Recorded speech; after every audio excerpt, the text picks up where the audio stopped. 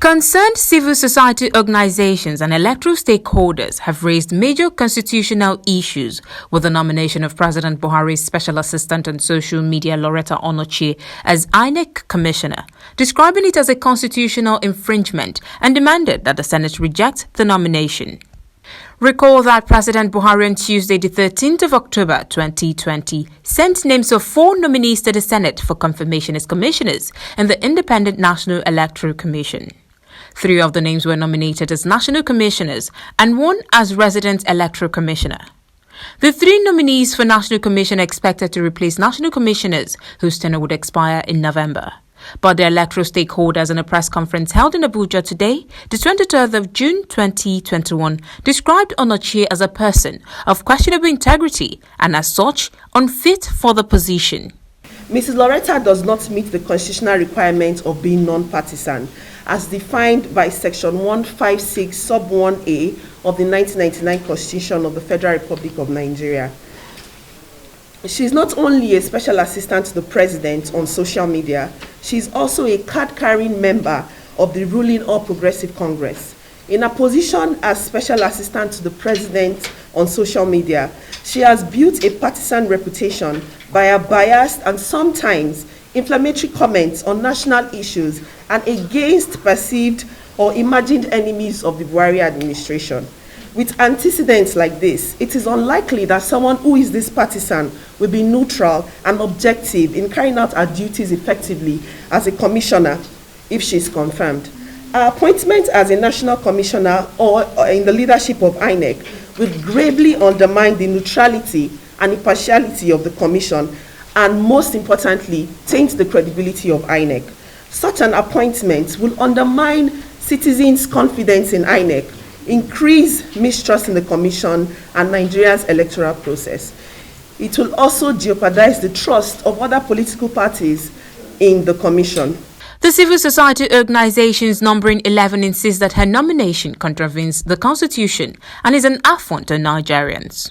We cannot allow somebody that we know constitutionally is illegal, morally it is not acceptable. This individual, we're not attacking her person. We are attacking her antecedents, which we know she will bring on board in this process. She has made herself a persona non grata in the democratic process. And we cannot allow one wrong person in the midst of all the right people. Evil communication corrupts good manners. If there is a position that is called Deputy Vice President of the Federal Republic, she can be appointed to that position because that has no direct consequence. But the appointments within INEC is just too sacred to be dissipated by this kind of hostility that we see. The CSOs stressed that the demand for the rejection of Onochie's nomination as INEC Commissioner has nothing to do with partisan politics, but strictly to uphold electoral integrity. Every member of PDP would have mentioned PDP. Everyone on this table have been fighting for peaceful, credible, inclusive democracy. We are absolutely non-partisan and we remain so. So it's not finger pointing at APC. We don't have any headache. So as much as possible, we are looking at an individual who will corrupt the system if allowed. And I think we should center our focus on that. There's nothing about partisan politics. We're not against the ruling party. We're not against the opposing party. We are for democracy.